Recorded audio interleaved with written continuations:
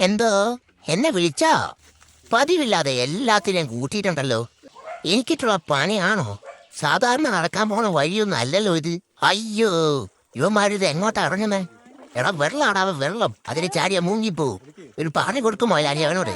പിന്നെ വിളിച്ചാൽ ഞാൻ അങ്ങോട്ട് ഇറങ്ങി വരിക. മൊയലാളി യൂട്യൂബ് ചതിക്കുമായിരുന്നില്ല എന്നെ.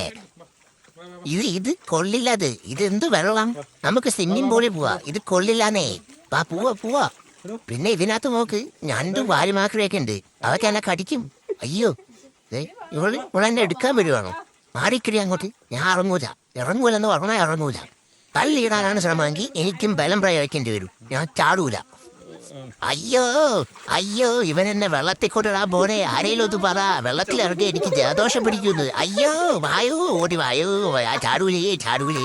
പോ ചാടൂല ഞാൻ ചാടൂലേ. അയ്യോ രക്ഷപ്പെട്ടു. തൂക്കിയല്ലോ നാഥാ. മൊയലാളി ഒരു ചെറ്റയാണ്. എൻ്റെ എല്ലാം നനഞ്ഞു. ഇതെല്ലാം ഞാൻ എങ്ങനെ ഉണക്കും? ഞാൻ പേടിച്ചത്ര പ്രശ്നമൊന്നുമില്ല.